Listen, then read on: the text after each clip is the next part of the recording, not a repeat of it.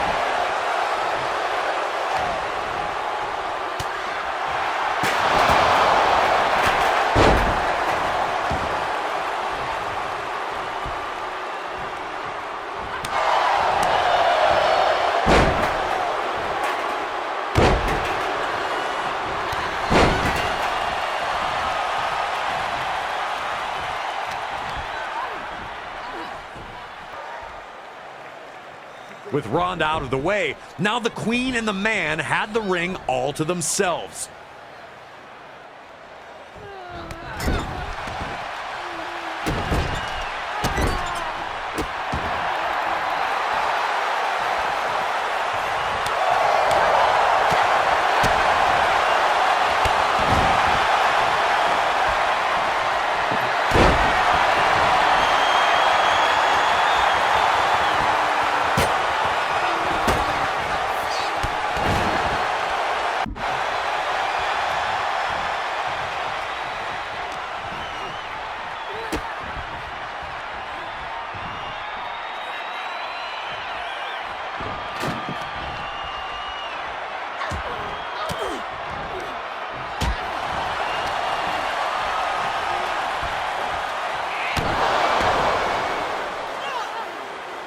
With Ronda still down, it did not let up, repeatedly slamming Becky's face into the mat.